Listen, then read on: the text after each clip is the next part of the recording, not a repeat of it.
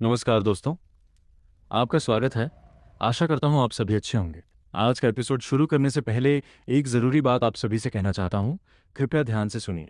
दोस्तों, जैसा कि आप सभी जानते हैं, मैं यहाँ YouTube पे 1 घंटे से अधिक का एपिसोड अपलोड नहीं कर पाता। लेकिन अगर आप अवतार और विधर्मी देव द रूलर की रोज़ाना 2.5 से 3 घंटे की पूरी कहानी सुनना चाहते हैं, तो आप मेरा टेलीग्राम चैनल ज्वाइन करके प्रीमियम ले सकते हैं। टेलीग्राम पर आपको रोज़ाना नियमित रूप से 2.5 से 3 घंटे का पूरा एपिसोड सुनने को मिलेगा। और यदि आप अभी प्रीमियम लेते हैं तो आपको इस एपिसोड के आगे के कम से कम 10 एपिसोड हर एक 2.5 घंटे से अधिक लंबा तुरंत मिल जाएगा। दोस्तों, अवतार प्रीमियम से इस समय 300 से अधिक लोग जुड़े हुए हैं और विधर्मी देव प्रीमियम से में 100 पूरे से के अधिक पूरे सदस्य तारे पहले से नष्ट कर मौजूद दिए हैं। थे। अगर आप भी लेकिन इस प्रीमियम जीवन लेना में चाहते हैं तो अभी वो टेलीग्राम उस चैनल स्तर से ज्वाइन बहुत करें। दूर वहाँ था। मेरी आईडी दी उसका हुई है, मानना आप था मुझे डायरेक्ट कि एक मैसेज बार डीएम जब कर वो सकते हैं। सम्राट प्रीमियम गहन शुल्क क्षेत्र में कदम रख 200 देगा रुपीज़ तो प्रति इस माह एक छोटी सी कहानी के लिए दुनिया में 300 कोई भी रुपीज़ उसका बाल प्रति भी माह बांका नहीं कर दोनों पाएगा। कहानियों के लिए। यदि आप लेकिन इच्छुक वो हैं मंजिल तो अभी बिना देर कोसों के दूर थी। टेलीग्राम पर मुझे क्या आप संदेश मुझे भेजें। इस अब मध्य दोस्तों, महाद्वीप के चलिए बारे शुरू में करते थोड़ा हैं आज विस्तार का से बता ज़बरदस्त सकते हैं? एपिसोड। ध्रुव और ने अपनी बाहें छाती पर बांधते टेलीग्राम हुए पूछा। चैनल का लिंक उसकी डिस्क्रिप्शन और आवाज में एक कमेंट बॉक्स अधिकार में था पिन कर दिया है। जिसे टाला नहीं जा सकता था। व्यान को राहत मिली कि ध्रुव ने सीधे मना नहीं किया।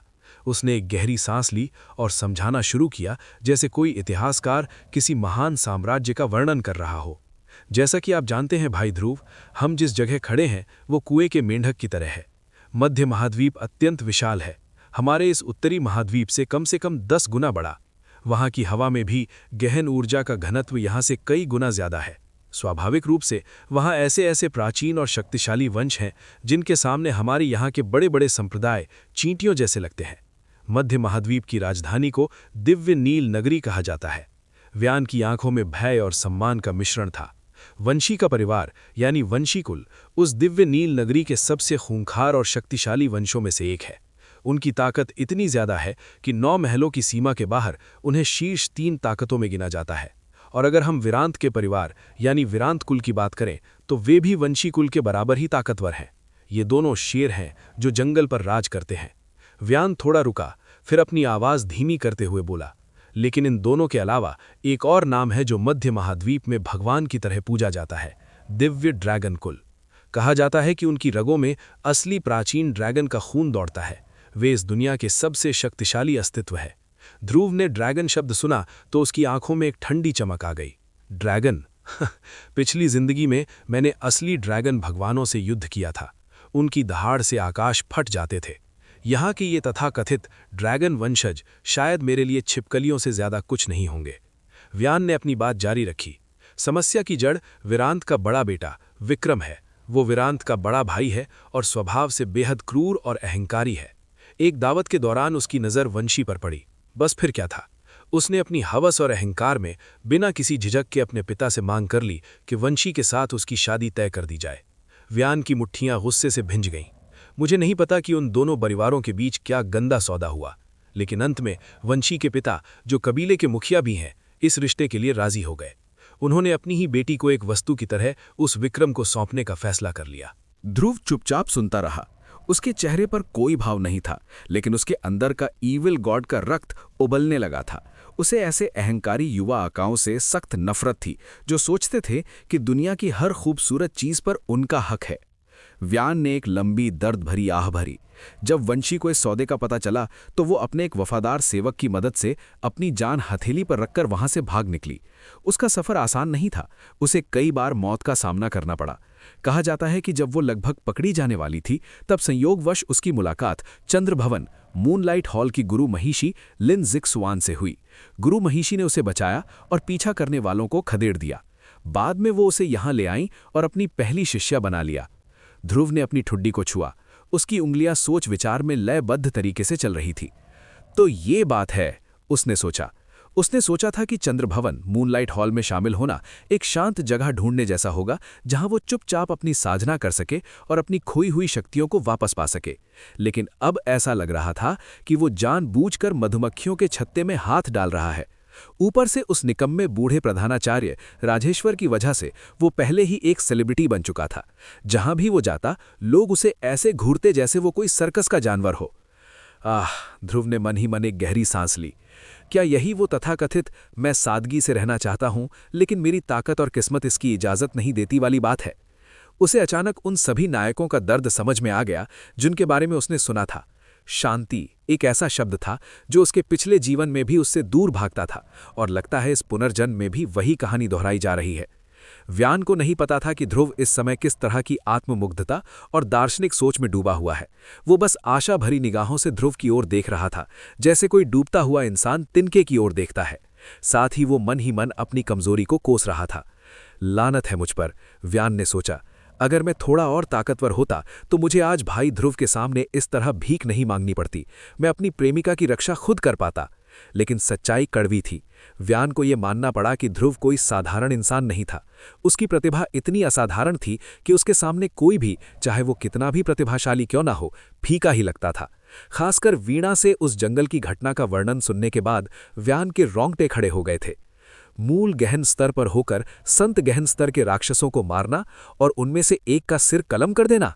व्यान ने सिहरन के साथ सोचा, ये कोई इंसान नहीं बल्कि मानव की खाल में छिपा हुआ एक राक्षस है। लिन वुवेई की घटना के दौरान व्यान को लगा था कि ध्रुव ने शायद किसी गुप्त और निषिद्ध तकनीक का इस्तेमाल किया होगा, जिसकी कीमत उसे बाद में चुकानी पड़ेगी। लेकिन अब उसे यकीन हो गया था कि ध्रुव ने अपनी असली ताकत का केवल एक छोटा सा हिस्सा दिखाया था। उस भावारेश के भतीजे ने सचमुच अपनी कब्र खुद खोद ली है। व्यान ने मन ही मन सोचा। पेंग हाओयाई को अब तक अंदाजा भी नहीं होगा कि उसने किस ज्वालामुखी को छेड़ दिया है। जब ये फटेगा तो उसका पूरा अस्तित्व राख बन जाएगा। खैर, ध्रुव ने चुप्पी तोड़ी, जिससे व्यान की विचारधारा टूटी। ध्रुव ने व्यान की आंखों में सीधे देखा। उसकी नज़र इतनी तीक्ष्ण थी जैसे वो व्यान की आत्मा को पढ़ रहा हो। मैं भाई व्यान की भावनाओं की कद्र करता हूं। प्रेम के लिए लड़ना कायरता नहीं है, लेकिन जैसा कि आप जानते हैं, मुझे बेवजह की परेशानियां पसंद नहीं है। मैं किसी और के युद्ध में अपना खून नहीं बहाना चाहता। व्योन का चेहरा उतर गया। उसके कंधों पर निराशा का बोझ आ गया। लेकिन वो ध्रुव को दोष नहीं दे सकता था। भला कौन अपनी मर्जी से आग में कूदना चाहेगा? और तो और इस मुसीबत का ध्रुव से कोई लेना देना भी नहीं था। सच कहें तो व्योन ने ये बात छेड़कर बस एक अंधेरे में तीर चलाया था। वो जानता था कि ये बहुत ही बेशर्मी भरा काम है। अपने दोस्त से अपनी लड़ाई लड़ने के लिए कहना उसकी गरिमा को ठेस पहुंचा रहा था। लेकिन प्यार इंसान को क्या कुछ नहीं बना देता। मैं समझ गया, व्योन ने उदास स्वर में कहा। उसका गला रुंध गया था। उसने मुड़ने की कोशिश की। रुको, मैंने अभी अपनी बात पूरी नहीं की। ध्रुव की आवाज गूंजी। व्योन रुका और पलटा। ध्रुव के चेहरे पर अब एक रहस्यमयी मुस्कान थी। वो मुस्कान जिसने उसकी पिछली जिंदगी में कई देवियों का दिल चुराया था और कई दुश्मनों को भयभीत किया था। भाई व्योन, पहले मेरी पूरी बात तो सुनिए। चंद्र भवन में प्रवेश करना मेरे लिए कोई समस्या नहीं है। वास्तव में मुझे महिलाओं के बीच रहना ज्यादा पसंद है, ध्रुव ने मजाकिया लहजे में कहा, जिससे माहौल थोड़ा हल्का हो गया। लेकिन मैं ये गारंटी नहीं दे सकता कि मैं सीनियर वंशी की मदद कर पाऊंगा या नहीं। ये सब परिस्थितियों पर निर्भर करेगा। व्योन की आंखें अविश्वास से चौड़ी हो गई। क्या सच में? ध्रुव ने सिर हिलाया। उसने अब चंद्र भवन में शामिल होने का पक्का मन बना लिया था, और इसका कारण केवल वंशी की मदद करना नहीं था। ध्रुव की महत्वाकांक्षा इस छोटे से उत्तरी महाद्वीप तक सीमित नहीं थी। उसका लक्ष्य था अपने कुहासा मेढ़ संप्रदाय, मिस्टी क्लाउड सेक्ट को दुनिया का नंबर 1 संप्रदाय बनाना। वो चाहता था कि उसका नाम तीनों लोकों में गूंजे, जैसा कि उसके पिछले जीवन में था। मध्य महाद्वीप, ध्रुव ने मन ही मन सोचा। अगर मुझे अपनी पुरानी शक्ति, अपनी ईविल गॉड की शक्तियां और अपनी भारी तलवार की वो विनाशकारी क्षमता वापस पानी है, तो मुझे वहां जाना ही होगा। यहाँ के संसाधन बहुत सीमित है। मैं एक तालाब में रहकर समुद्र का राजा नहीं बन सकता। चूंकि वंशी मध्य महाद्वीप के एक शक्तिशाली कुल से थी, शायद वो इस संबंध का उपयोग करके भविष्य में उस महाद्वीप में प्रवेश करने का एक आसान रास्ता बना सके। ये एक तरह का निवेश था। बेशक ध्रुव को नहीं लगता था कि वो अपनी वर्तमान दयनीय शक्ति के साथ वंशी कुल का मुकाबला कर सकता है, जिनका इतिहास हजारों साल पुराना है। अभी वो उनके सामने एक चींटी के बराबर था। लेकिन अगर हम भविष्य की बात करें तो ध्रुव की आंखों में एक खतरनाक लाल चमक आ गई। मुझे बस थोड़ा समय चाहिए। उसने अपनी मुट्ठी भींची। उसे महसूस हुआ कि उसकी आत्मा के भीतर उसकी वो विशाल भारी तलवार, हेवन स्मिटिंग डेविल स्लेयर स्वॉर्ड, बेचैनी से गूंज रही थी। वो खून मांग रही थी। जब मैं अपनी तलवार दोबारा उठाऊंगा तो चाहे वो वंशी कुल हो या ड्रैगन कुल, सब मेरे कदमों में झुकेंगे। उसके दिमाग के अंदर उस प्राचीन आत्मा, रहस्यमयी अस्तित्व ने भी एक धीमी गूंजती हुई हुंकार भरी, जैसे वो अपने स्वामी के आत्मविश्वास से सहमत हो। ध्रुव ने व्योन की ओर देखा और मुस्कुराया। हाँ भाई व्योन, मैं चंद्र भवन में शामिल होऊंगा। और जहां तक उस विक्रम की बात है, अगर वो मेरे सामने आया तो मैं उसे सिखा दूंगा कि असली पुरुष कैसा होता है। व्योन खुशी से झूम उठा। वो लगभग उछल पड़ा। सच में धन्यवाद, बहुत बहुत धन्यवाद भाई ध्रुव, आपने मेरी डूबती हुई नाव बचा ली। उसकी आंखों में कृतज्ञता के आंसू थे। उसे नहीं पता था कि आज उसने जिस व्यक्ति की मदद ली है वो भविष्य में न केवल मध्य महाद्वीप बल्कि पूरे ब्रह्मांड को हिलाकर रख देने वाला है। बाई युन के साथ वो संक्षिप्त लेकिन महत्वपूर्ण बातचीत समाप्त करने के बाद ध्रुव यानी कि युन लिंटियन वापस कमरे में लौटा। उसने गहरी सांस ली, अपनी मानसिक स्थिति को शांत किया और फिर से भीमा के उपचार में जुट गया। कमरे में शांति थी, लेकिन हवा में तनाव महसूस किया जा सकता था। ध्रुव ने अपनी हथेलियों को भीमा के शरीर के ऊपर फैलाया। उसकी उंगलियों से एक हल्की सुनहरी आभा निकल रही थी। ये चिकित्सा संत की वो शक्ति थी जो उसने अपने पिछले जीवन में हासिल की थी। ध्रुव ने अपनी चेतना को उस प्राचीन आत्मा यानी कि रहस्यमयी अस्तित्व से जोड़ा। हे प्राचीन अस्तित्व, ऊर्जा के प्रवाह को स्कैन करो, मुझे उस दानव के जहर का आखिरी कण भी नष्ट करना है। ध्रुव ने मन ही मन आदेश दिया। उसके दिमाग में वो भारी गूंजती हुई प्राचीन आवाज सुनाई दी। स्वीकृत, रसातल ऊर्जा का पता लगाया जा रहा है, शुद्धिकरण प्रक्रिया जारी है। ये किसी आधुनिक मशीन का काम नहीं था, बल्कि एक ऐसी शक्ति थी जो इस दुनिया के नियमों से परे थी। ध्रुव ने बहुत सावधानी से एक कुशल शिल्पकार की तरह भीमा के शरीर के भीतर छिपी उस काली विनाशकारी ऊर्जा को बाहर खींचना शुरू किया। उसने अपनी खुद की गहन आध्यात्मिक शक्ति का उपयोग एक अदृश्य जाल की तरह किया, जिसने विष को जकड़ लिया और धीरे धीरे उसे त्वचा के रोम छिद्रों से बाहर निकाल दिया। घंटे बीत गए, पसीने की बूंदें ध्रुव के माथे से टपक रही थीं, लेकिन उसके हाथ एक बार भी नहीं कांपे। आखिरकार वो पल आ ही गया। शुद्धिकरण पूर्ण, मरीज का शरीर अब पूरी तरह से रसातल ऊर्जा से मुक्त है। ध्रुव ने राहत की सांस ली। उसने जल्दी से भीमा के शरीर में लगे मुख्य एक्यूपंक्चर बिंदुओं से चांदी की सुइयां निकालनी। सुइयां निकालते ही भीमा का रक्त प्रवाह अपनी स्वाभाविक गति पर लौट आया। कुछ क्षणों की खामोशी के बाद बिस्तर पर लेटी भीमा की लंबी पलकें फड़फड़ाने लगीं। एक धीमी कराह के साथ उसने अपनी आंखें खोली। उसकी दृष्टि अभी भी धुंधली थी। ये जगह कौन सी है? भीमा ने कमजोर आवाज में पूछा। उसकी नजरें लकड़ी की छत पर टिकी थीं, जो उसके लिए अपरिचित थीं। ध्रुव ने अपने चेहरे से थकान के निशान मिटाए और एक सौम्य मुस्कान बिखेरी। घबराओ मत, तुम अकादमी के अंदर सुरक्षित हो। हम 2 दिन पहले ही उस भयानक पतित ड्रैगन वन से लौटे हैं। कैसा महसूस कर रही हो? क्या शरीर में कहीं दर्द है? भीमा की चेतना धीरे धीरे लौटी। यादों के टुकड़े जुड़ने लगे। जंगल, वो राक्षस और फिर अंधेरा। उसने अपना सिर घुमाकर ध्रुव की ओर देखा। भाई ध्रुव, मुझे क्या हुआ था? उसकी आवाज में डर का कंपन था। ध्रुव ने उसके पास एक स्टूल खींचा और बैठ गया। कहानी थोड़ी लंबी और रोमांचक भी है। संक्षेप में कहूं तो तुम्हारा सामना एक ऐसे शक्तिशाली राक्षस से हुआ था जिसे देखकर अच्छों की हालत खराब हो जाए। तुम उसकी चपेट में आ गई थी, लेकिन अब सब ठीक है। मैंने तुम्हें यमराज के दरवाजे से वापस खींच लिया है। ध्रुव थोड़ा रुका। उसकी आंखों में एक चमक आ गई। और हां, एक खुशखबरी है, बधाई हो, अब तुम और तुम्हारा भाई त्वरित दोनों स्टारलाइट हॉल के शिष्य बन गए हो। ध्रुव ने कल ही सामन वांग को यह कहते सुना था कि वो चू भाई बहनों की प्रतिभा और दृढ़ता से प्रभावित होकर उन्हें अपने व्यक्तिगत संरक्षण में लेना चाहते हैं। ध्रुव को यह जानकर खुशी हुई कि इन भाई बहनों का भविष्य अब सुरक्षित है। ये खबर किसी आसमानी बिजली की तरह थी, लेकिन ये बिजली जलाने वाली नहीं बल्कि रोशन करने वाली थी। भीमा एक पल के लिए सन्न रह गई। उसे लगा जैसे उसके कान बज रहे हैं। वो संभली और अविश्वास से बोली, मैं सितारा भवन की शिष्या बनूंगी? भाई ध्रुव, मजाक मत कीजिए। क्या मैं अभी भी कोमा में हूं और सपना देख रही हूं? भीमा जानती थी कि सितारा भवन का छात्र होने का क्या मतलब है। ये केवल एक उपाधि नहीं थी, बल्कि स्वर्ग की सीढ़ी थी। एक साधारण छात्र और सितारा भवन के छात्र की स्थिति में जमीन आसमान का अंतर था। संसाधनों की नदियां, बेहतरीन गुरुओं का मार्गदर्शन और सुरक्षा, ये सब उसे मिलने वाला था। उसका परिवार, जो गरीबी और संघर्ष में जी रहा था, अब अपनी किस्मत बदल सकता था। बिल्कुल नहीं पगली लड़की, ये कोई सपना नहीं है। ध्रुव हंसा। चूंकि अब तुम्हारे शरीर में कोई समस्या नहीं है, मैं चलता हूं। मुझे भी थोड़ी नींद की जरूरत है। ध्रुव उठ खड़ा हुआ।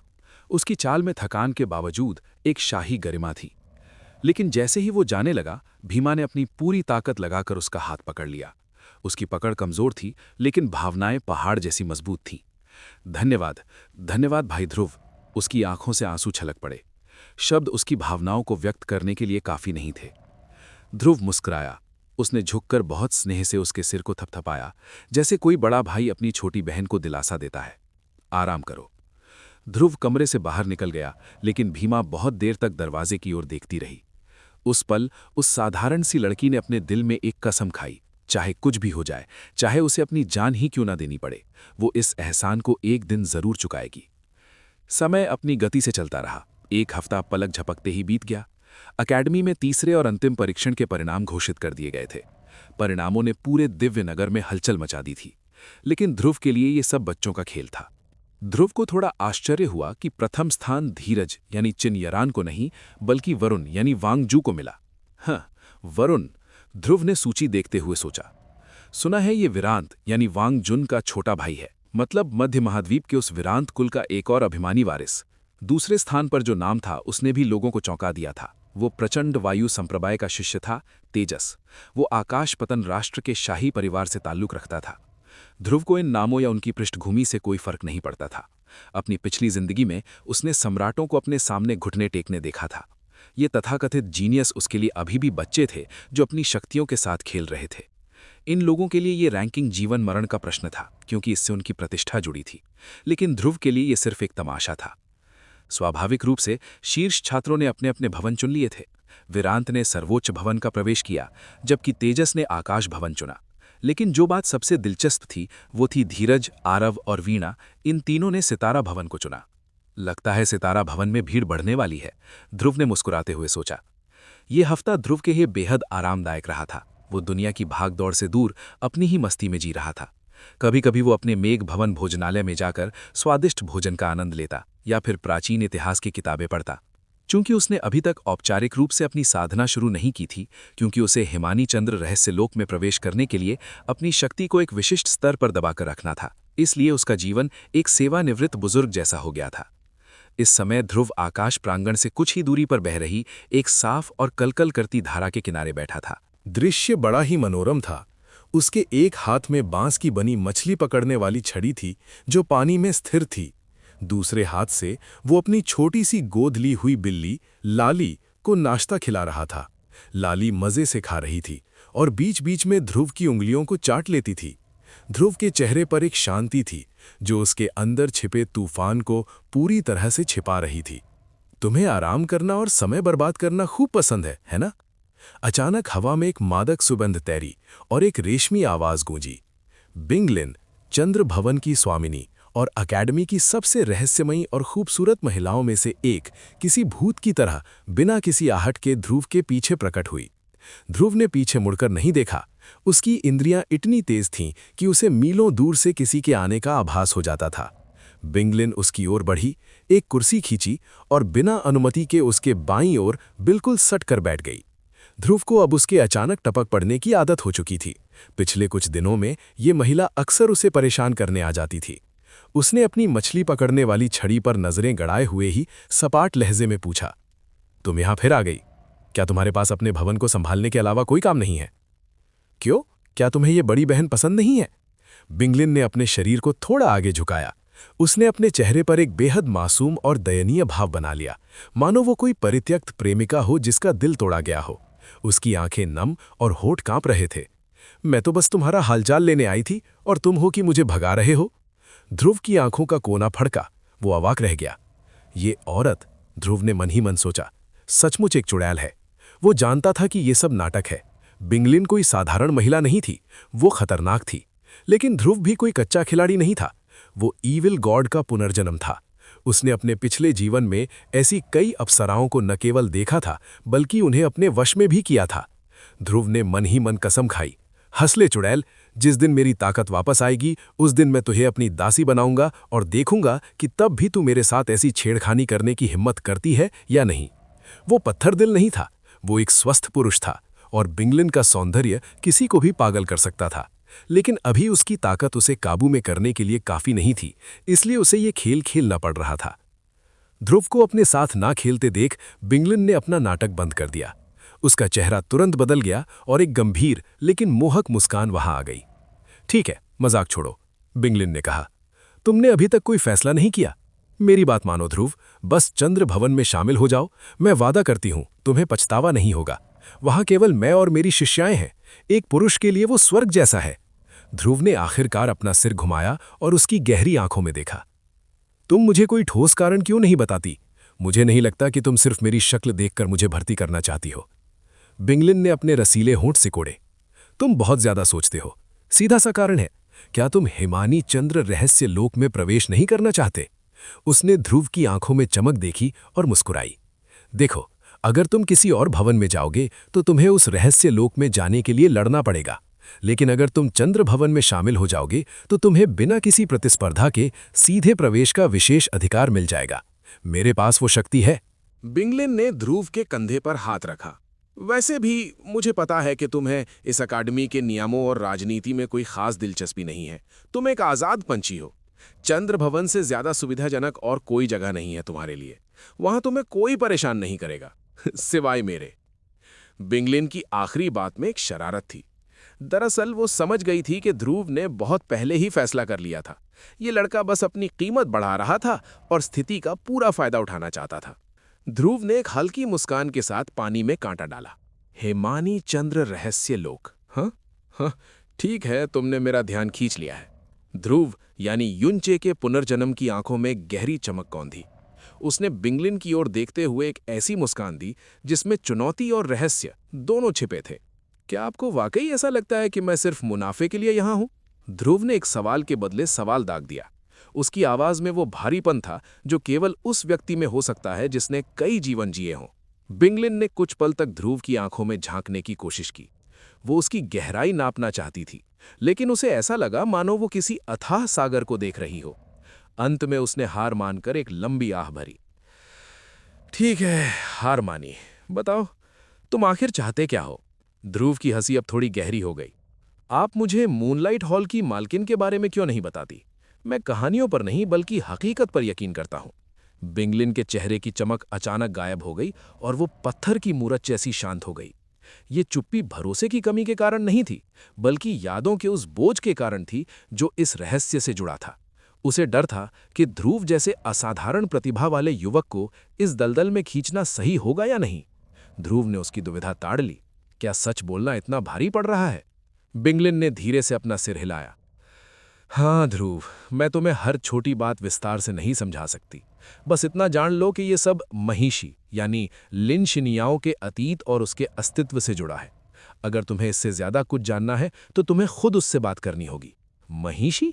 ध्रुव के मन में एक बिजली सी कौंधी।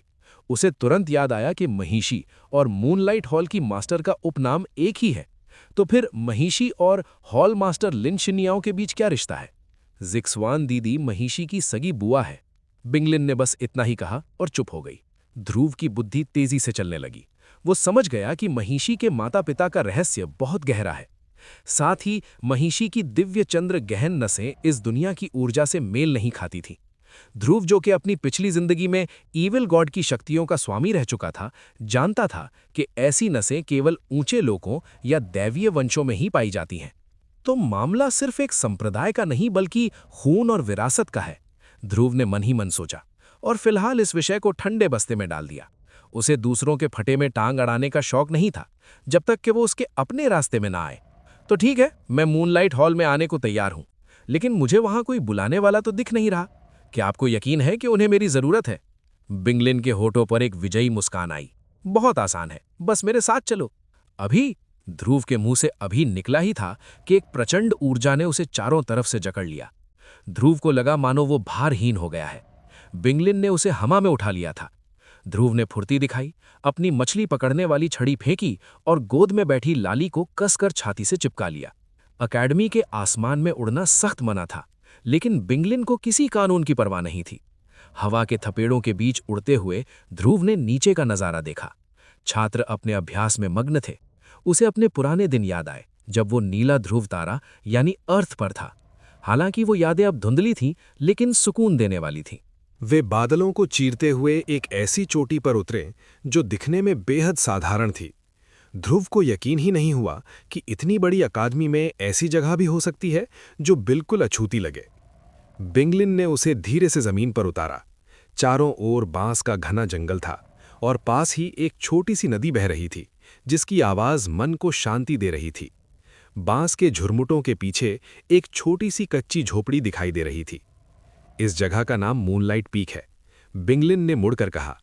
रात होने का इंतजार करो, तब तुम्हें समझ आएगा कि इसे मूनलाइट क्यों कहते हैं। अभी अंदर चलो। ध्रुव ने महसूस किया कि यहाँ की गहन ऊर्जा, प्रोफाउंड एनर्जी, अकादमी की मुख्य चोटी स्काई पीक से भी ज्यादा शुद्ध और सघन थी। वो हैरान था कि छात्र यहाँ आने से क्यों डरते हैं। जैसे ही वे झोपड़ी के पास पहुंचे, बांस का दरवाजा चरमराकर खुला और एक युवती बाहर आई। ध्रुव उसे देखते ही रह गया।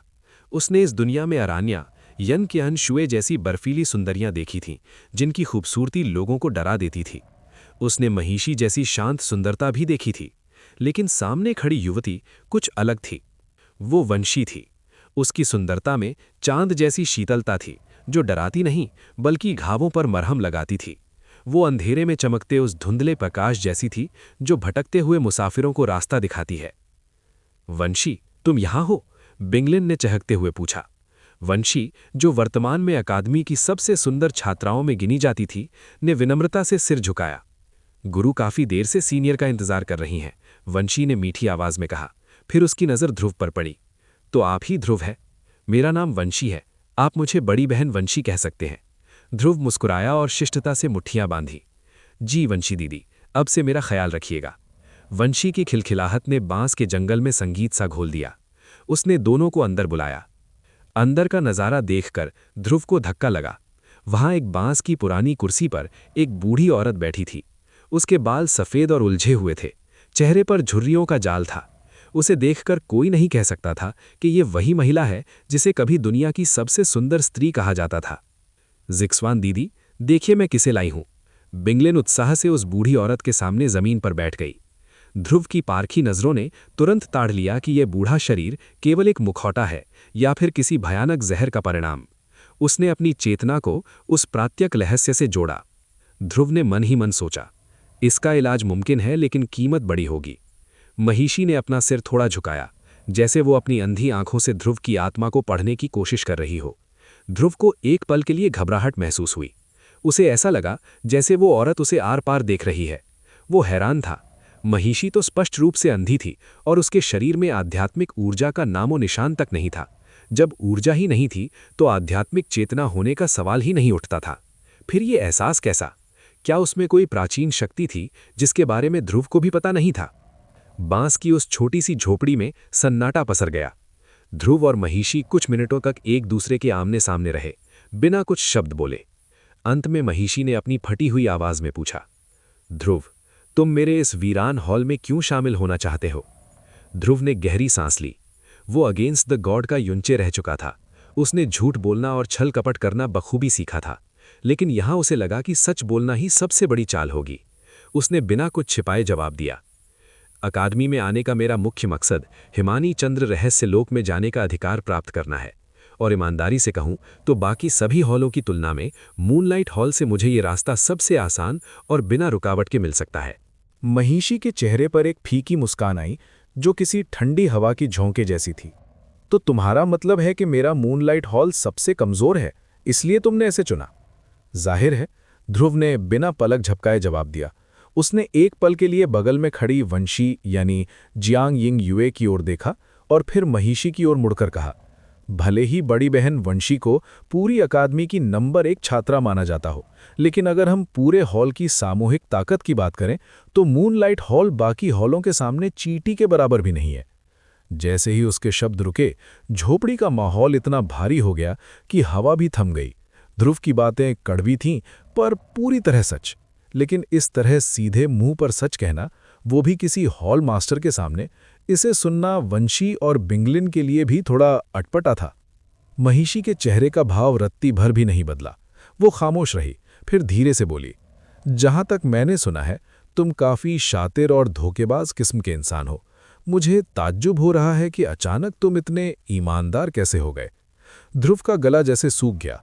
उसे समझ नहीं आया कि वो इस पर क्या प्रतिक्रिया दे। वहीं बगल में बैठी बिंगलिन ने अपना हाथ मुंह पर रख लिया और दबी दबी हंसी हंसने लगी। उसकी हंसी के साथ उसकी काया में एक कंपन सा हुआ जो ध्रुव की नजरों से बच नहीं पाया। ध्रुव ने अपनी असहजता छिपाने के लिए हल्की सी खांसी की।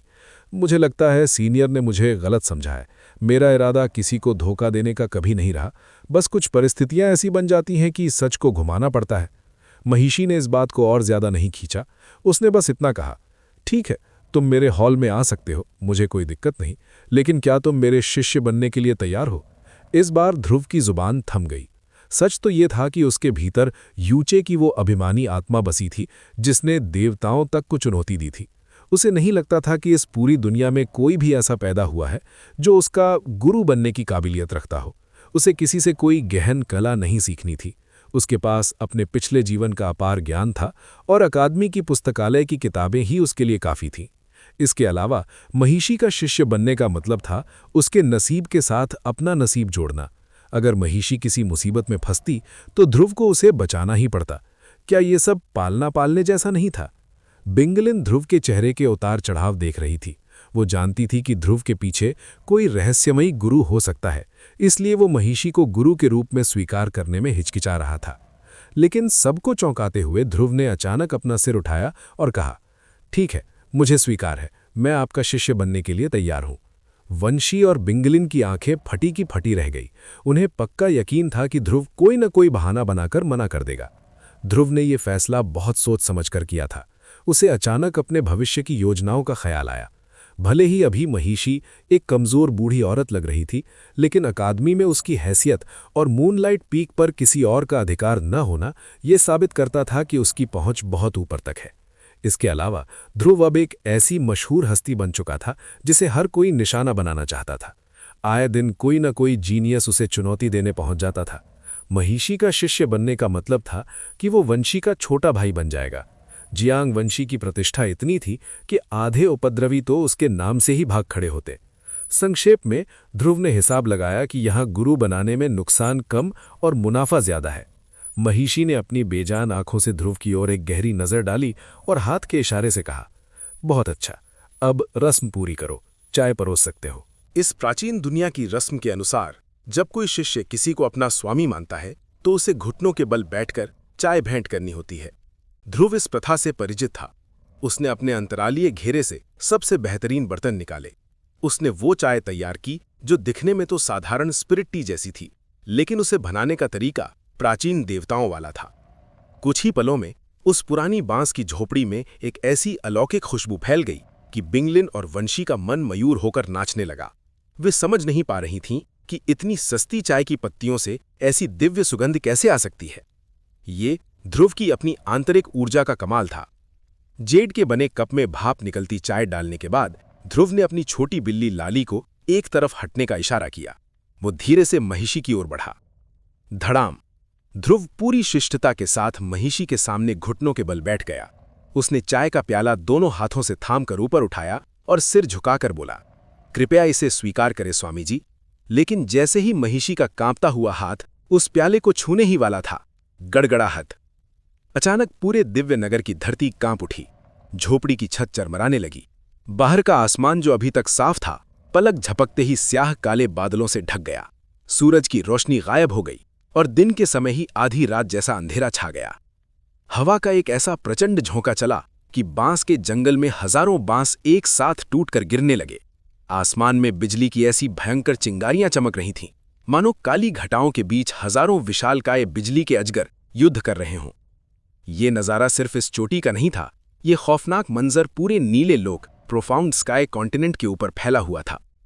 अचानक महिषी का शरीर ऐसे कांपने लगा जैसे उसे हजारों वोल्ट की बिजली ने छू लिया हो। उसका चेहरा पत्थर जैसा सख्त हो गया। चाय का प्याला थामने के लिए बढ़ा उसका हाथ बुरी तरह थरथराने लगा। उफ! अगले ही पल महिषी के मुंह से खून की एक ताज़ा धार निकली जो सीधे ध्रुव के हाथों पर गिरी। वो अपनी बांस की कुर्सी से बेसुध होकर नीचे गिर पड़ी। गुरुजी! वंशी की एक चीख गूंजी। वो बिजली की फुर्ती से बढ़ी और महिषी को जमीन पर पटकने से पहले ही थाम लिया। जब उसने अपनी गुरु को देखा तो उसका कलेजा मुंह को आ गया। महिषी का चेहरा राख जैसा सफेद पड़ गया था और उसकी उन बेजान आंखों में, जिनमें कुछ नहीं दिखता था, आज मौत का खौफ साफ झलक रहा था। वंशी ने अपने पूरे जीवन में महिषी को इस तरह टूटते हुए नहीं देखा था। बिंगलिन भी पलक झपकते ही महिषी के पास पहुंच गई। उसने तुरंत अपनी आध्यात्मिक शक्ति महिषी के शरीर में प्रवाहित की। जब उसने देखा कि आंतरिक अंग सलामत है, तब जाकर उसकी जान में जान आई। ये क्या बवाल है? बिंगलिन के तेवर तल्ख हो गए। उसने मुड़कर ध्रुव की ओर देखा, जिसकी आंखों में इस समय कुछ और ही चल रहा था। ध्रुव अभी भी वहीं घुटनों के बल बैठा था। उसके हाथों में खून के छींटे थे। उसने ऊपर आसमान की ओर देखा। उसकी पिछली जिंदगी के अनुभव उसे बता रहे थे कि ये कोई साधारण तूफान नहीं है, ये स्वर्ग का कोप है। क्या मेरे यहाँ घुटने टेकने मात्र से इस दुनिया का संतुलन बिगड़ गया? ध्रुव ने मन ही मन सोचा। एक ईविल गॉड जब किसी नश्वर के सामने झुकता है तो शायद ये दुनिया उस अपमान को सह नहीं पाती। उसने अपने हाथों पर लगे महिषी के खून को देखा और फिर उस रहस्यमयी तूफान को।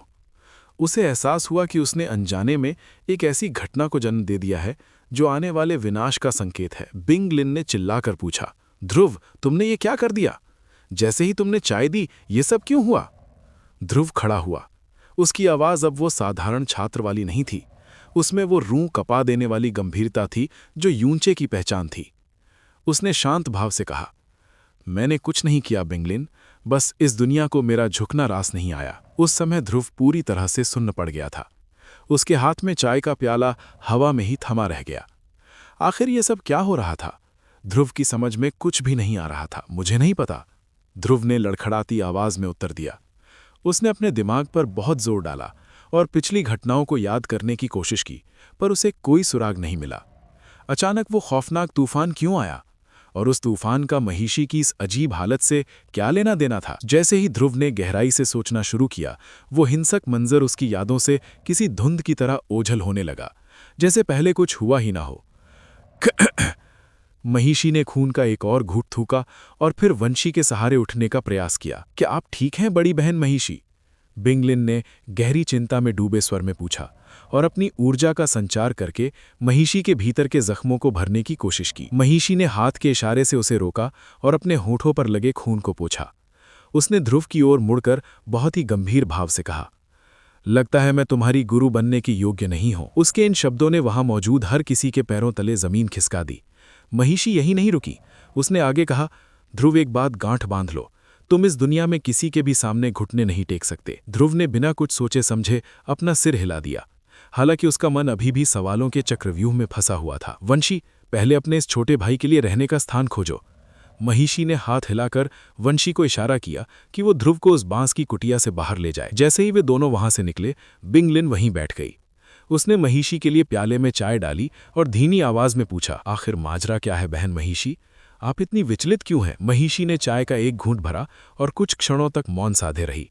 फिर उसने ठंडी सांस लेते हुए पूछा, क्या तुमने कभी सम्राट भाग्य के बारे में सुना है? सम्राट नियति?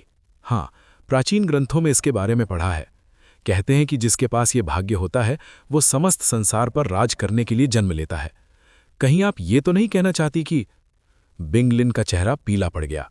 उसका दिल जोरों से धड़कने लगा। महिषी की आवाज में एक अजीब सा डर और सम्मान था। ध्रुव का भाग्य यही है, उसका इस सृष्टि का अधिपति बनना तय है। इसीलिए मैं उसे दीक्षा देने या उसकी गुरु बनने की हैसियत नहीं रखती। सच तो यह है कि इस पूरे नीला ध्रुव तारा पर कोई भी जीव उसे अपना शिष्य बनाने के योग्य नहीं है। जो अभी हुआ वो सिर्फ एक चेतावनी थी। अगर समय रहते मैं वो चाय का प्याला स्वीकार कर लेती तो शायद मेरी आत्मा इस शरीर को छोड़ चुकी होती। बिंगलिन ने एक गहरी और ठंडी सांस ली। उसे अपनी आंखों पर यकीन नहीं हो रहा था कि जिस मासूम लड़के को वो अक्सर परेशान करती थी, उसके भीतर इतनी प्रलयकारी शक्ति और महान भाग्य छिपा है। तुम्हें इस रहस्य को अपने दिल के गहरे तहखाने में दफन करना होगा। अगर बाहरी दुनिया के उन शक्तिशाली लोगों को इसके बारे में पता चला तो हम चाहकर भी उसकी रक्षा नहीं कर पाएंगे। महिषी ने चेतावनी दी। यद्यपि गुरु शिष्य की रस्म अधूरी रह गई थी, लेकिन महिषी ने मन ही मन ध्रुव को मान लिया था। अब उसकी सुरक्षा करना महिषी का सबसे बड़ा धर्म था। बिंगलिन ने गंभीरता से सिर हिलाया। वो अच्छी तरह समझती थी कि महिषी किन गुप्त और खतरनाक ताकतों की ओर इशारा कर रही। सितारा भवन, स्काई थ्रोन प्रोफाउंड एकेडमी के समीप एक छोटे से भोजनालय में लंबी सफेद दाढ़ी वाले एक वृद्ध ने अपनी चॉपस्टिक मेज पर रख दी। उनकी निगाहें ऊपर आसमान की ओर टिकी थीं, जहां वो रहस्यमयी घटना घटित हुई थी। जब वो खौफनाक मंजर गायब हो गया, तब भी उनके चेहरे की झुर्रियां तनाव से भरी रहीं। गुरुजी, वो क्या था? उनके सामने बैठे एक युवक ने कौतूहल से पूछा। यदि ध्रुव यहां होता तो वो इस युवक को तुरंत पहचान लेता। ये जीशान था, जिसे ध्रुव पतित ड्रैगन 1 में मिला था। वृद्ध व्यक्ति ने अपनी नजरें आसमान से हटाकर अपने शिष्य की ओर देखा और मंद मुस्कान के साथ बोले, जीशान, क्या ये सत्य है कि तुम्हारी मुलाकात ध्रुव नाम के एक युवक से हुई थी? जीशान ने हैरानी जताई। जी हाँ गुरुजी, वो एक असाधारण प्रतिभा वाला युवक है। उसने कठिन समय में हमारी सहायता की थी। वृद्ध व्यक्ति ने अपनी लंबी दाढ़ी सहलाई और गहरी आवाज में कहा, भविष्य में जब भी अवसर मिले उससे संबंध प्रगाढ़ करना। वो कोई साधारण मनुष्य नहीं है। बड़ी बहन वंशी, हमारी अन्य वरिष्ठ बहनें कहाँ हैं? ध्रुव ने वंशी के पीछे चलते हुए पूछा। वे सभी मूनलाइट पीक के पूर्वी छोर की ओर बढ़ रहे थे। वंशी ने बिना अपनी गति कम किए उत्तर दिया। वे सभी अपने अपने कठिन अभ्यास और कार्यों में व्यस्त हैं। धैर्य रखो, शीघ्र ही तुम्हें उन सबसे मिलने का अवसर मिलेगा। मैंने तुम्हारे आगमन की सूचना उन्हें दे दी है।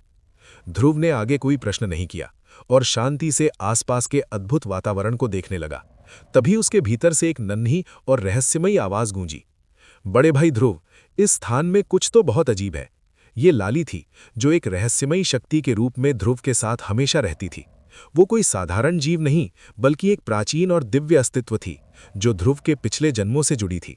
ध्रुव ने अपनी गोद में बैठी लाली की ओर देखा। क्या बात है लाली? मुझे तो यहाँ सब कुछ सामान्य लग रहा है। लाली ने अपना सिर मासूमियत से घुमाया, जैसे वो हवाओं में घुले किसी प्राचीन रहस्य को सूंघने की कोशिश कर रही हो। मुझे ठीक ठीक नहीं पता, पर मेरी इंद्रियां कह रही हैं कि इस पहाड़ी के भीतर कुछ बहुत ही प्राचीन और दिव्य शक्ति दबी हुई है। शायद ये देवताओं के युग की कोई वस्तु है। ध्रुव के कान खड़े हो गए। उसने तुरंत अपनी दिव्य दृष्टि सक्रिय की। जैसे ही उसकी आंखों की पुतलियां चमकी, उसे पूरे पहाड़ पर एक बैंगनी रंग का प्रकाश दिखाई दिया। ये ऊर्जा वैसी ही थी जैसी बिंगलिन के प्रहारों के समय निकलती थी। जो तुम देख रहे हो उसे चंद्रसार कहते हैं। वंशी अचानक रुककर बोली। ध्रुव चौंक गया। उसने नहीं सोचा था कि वंशी इतनी जल्दी उसकी सूक्ष्म हरकतों को भांप लेगी। चंद्रसार? ध्रुव ने उन शब्दों को दोहराया। इसके बारे में अभी अधिक मत सोचो। जैसे ही सूर्य ढलेगा और रात का अंधेरा छा जाएगा, तुम स्वयं इस ऊर्जा की शीतलता और शक्ति को अनुभव कर लोगे। वंशी ने रहस्यमयी ढंग से कहा। वे लगभग 10 मिनट और चलते रहे, जब तक कि वंशी एक घने बांस के झुरमुट के पास जाकर नहीं रुकी। हम पहुंच गए, वंशी ने मुड़कर एक मनमोहक मुस्कान के साथ कहा। ध्रुव ने जैसे ही बांस के झुरमुटों के पार देखा, उसे महिषी की कुटिया जैसी ही कुछ और सुंदर बांस की झोंपड़ियां दिखाई दी। वहीं पास में एक विशाल चित्रफलक के सामने एक अत्यंत सुंदर स्त्री खड़ी थी, जो किसी गहरे ध्यान में डूबी हुई चित्रकारी कर रही थी। अगला पड़ाव, तलवार का उदय। ध्रुव का मन अशांत था। उसे बार बार अपने पिछले जन्म के धुंधले अक्स याद आ रहे थे। उसे महसूस हो रहा था कि उसका पुराना हथियार, वो विशाल और भारी तलवार जिसे उसने अपने पूर्व जन्म यूंचे में धारण किया था, कहीं न कहीं उसे पुकार रही है। इस दुनिया में भले ही लोग भाले या तलवार का उपयोग करते हों, लेकिन ध्रुव के हाथों में जब भी कोई शस्त्र आता, वो एक विशाल और वजनी तलवार का रूप ले लेता, जो पहाड़ों को भी चीरने की क्षमता रखती थी। उस समय वो सुंदर महिला अपने हाथों में एक लंबा ब्रश पकड़े हुए थी। वो लकड़ी के स्टैंड पर रखे पटल पर चित्र बना रही थी। कैनवस पर बहुत ही कोमलता से उसे चला रही थी। उसका हर एक हाथ का घुमाव किसी जादुई आकर्षण से भरा था। ध्रुव, जिसे चित्रकला या रंगों की दुनिया के बारे में जरा भी ज्ञान नहीं था, वो भी उस महिला की एकाग्रता और उसके हाथों से निकलने वाली कलात्मक ऊर्जा को महसूस कर पा रहा था। वंशी और ध्रुव ने उसे बीच में टोकना ठीक नहीं समझा। वे दोनों वहीं खड़े होकर शांति से उस सुंदर महिला को अपनी चित्रकारी पूरी करते हुए देखते रहे। समय का पता ही नहीं चला और देखते ही देखते पूरा एक पहर, 1 घंटा बीत गया। सुंदर महिला अचानक रुक गई। उसने अपने सामने बने ऊंचे पहाड़ों और बहती हुई नदी के चित्र को बहुत गहराई से निहारा, जैसे वह उसमें कोई कमी ढूंढ रही हो। कुछ देर बाद उसने एक लंबी और गहरी सांस ली। उसने हवा में अपना हाथ लहराया, जिससे एक रहस्यमयी चमक पैदा हुई, और पल भर में वो सुंदर चित्र तिनके तिनके होकर हवा में बिखर गया। ध्रुव ये देखकर सन्न रह गया। उसकी आंखें फटी की फटी रह गईं। उसे समझ ही नहीं आया कि जिस कलाकृति को बनाने में उस महिला ने इतनी मेहनत और एकाग्रता दिखाई थी, उसे उसने बिना किसी झिझक के क्यों नष्ट कर दिया। वंशी के चेहरे पर कोई हैरानी नहीं थी, मानो वह इस व्यवहार की आदी हो चुकी हो। उसने एक हल्की मुस्कान के साथ कहा, लगता है सिफाली, तुम अभी भी अपनी कला की इस रुकावट को पार नहीं कर पा रही हो। उसी समय उस महिला को एहसास हुआ कि उसके पास कोई खड़ा है। वो धीरे से मुड़ी और बहुत ही मधुर आवाज में बोली, हाँ बड़ी बहन, लगता है फिलहाल मुझे अपनी हार माननी ही होगी। इस महिला का चेहरा किसी खिले हुए कमल के समान बेदाग था। उसकी आंखों में इतनी सौम्यता थी कि कोई भी उसकी तरफ देखकर खुद को सुरक्षित महसूस करे। उसकी चाल ढाल में एक अनोखा राजसी गौरव था। उसके लंबे, काले और रेशमी बाल हल्की हवा के झोंकों के साथ लहरों की तरह हिल रहे थे। उसने मलाई जैसे सफेद रंग के ढीले वस्त्र पहने हुए थे, जो हवा में पीछे की ओर उड़ रहे थे, जिससे उसकी सुडौल देह की झलक मिल रही थी। कोई भी साधारण पुरुष उसे देखकर अपना आपा खो सकता था। तभी उसकी नज़र ध्रुव पर पड़ी और उसने कौतूहल से पूछा, ये बालक कौन है? ध्रुव ने बिना समय गंवाए अपनी दोनों मुट्ठियां जोड़ी और झुककर सम्मान प्रकट किया। प्रणाम बड़ी बहन शेफाली, मेरा नाम ध्रुव है। मैं आज ही मूनलाइट भवन का हिस्सा बना हूं। आशा है कि आप मेरा मार्गदर्शन करेंगी। उस सुंदर महिला ने अपने कोमल हाथों से अपना मुंह ढक लिया और खिलखिलाकर हंस पड़ी। वाह, हमारा नया छोटा भाई तो बड़ा निडर और बातूनी लगता है। पहली ही भेंट में उसने मुझे मेरे नाम से पुकारा। ध्रुव को तुरंत अपनी गलती का एहसास हुआ। उसे लगा कि बिना अनुमति के बड़ी बहन को उनके नाम से पुकारना शायद यहाँ के शिष्टाचार के विरुद्ध था। ध्रुव कुछ कहता उससे पहले ही वंशी ने बात संभाली। ध्रुव, इनका पूरा नाम मुरोंग शेफाली है। ये तुम्हारी दूसरी बड़ी बहन है। मूनलाइट भवन में हम कुल 5 बहनें हैं। इसका अर्थ है कि अब तुम्हारी 5 बड़ी बहनें होंगी और तुम हम सब के छोटे भाई।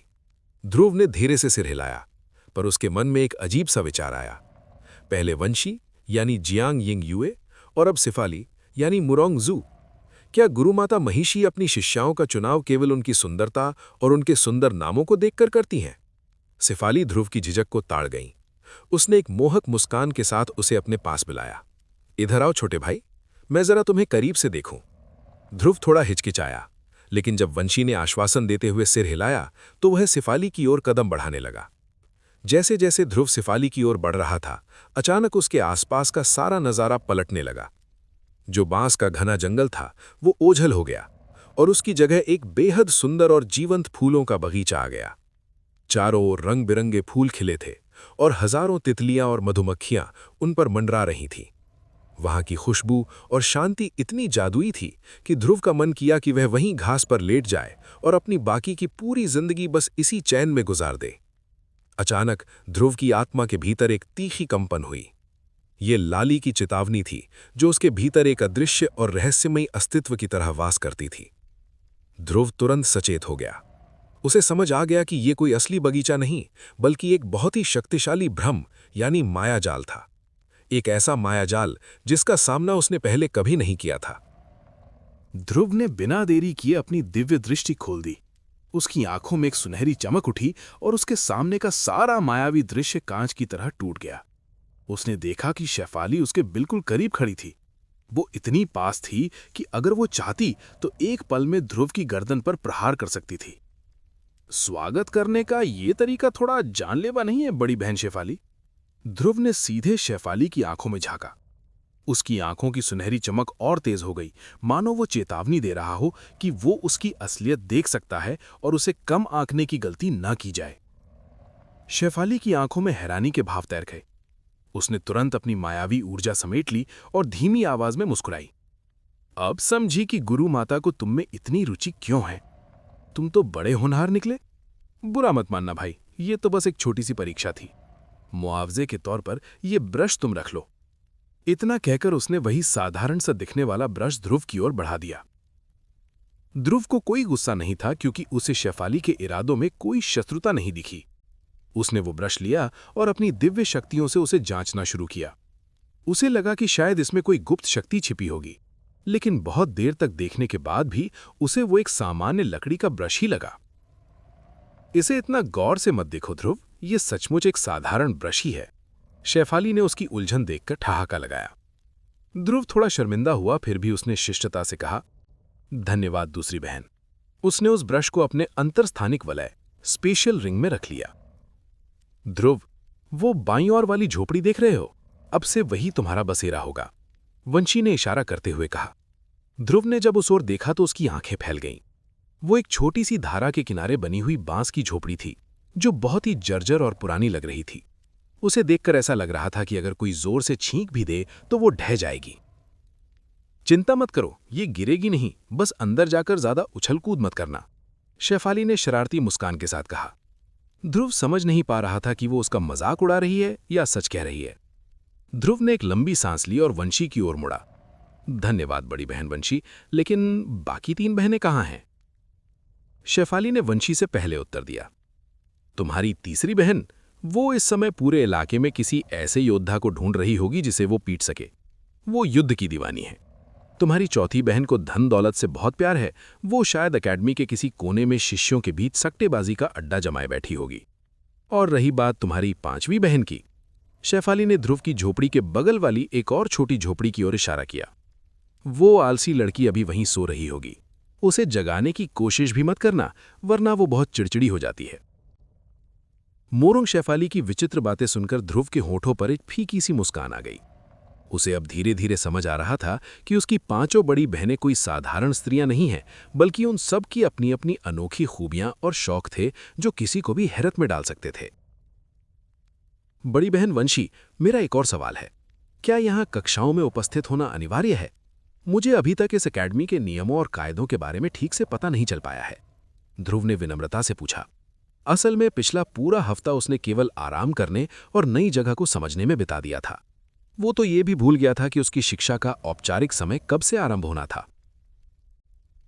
वंशी ने शांत स्वर में उत्तर दिया, ध्रुव, ये तुम्हारी इच्छा पर निर्भर करता है। तुम चाहो तो कक्षा में जा सकते हो और ना चाहो तो स्वाध्याय भी कर सकते हो। लेकिन अकेडमी का एक कड़ा नियम है, तुम्हें प्रत्येक सत्र की अंतिम परीक्षाएं उत्तीर्ण करनी ही होंगी। यदि तुम परीक्षा में विफल रहे तो तुम्हें उच्च स्तर से हटाकर निचले स्तर के साधारण शिष्यों की श्रेणी में डाल दिया जाएगा। यदि तुम जाना चाहो तो कल से प्रथम वर्ष के भवन में अपनी शिक्षा आरंभ कर सकते हो।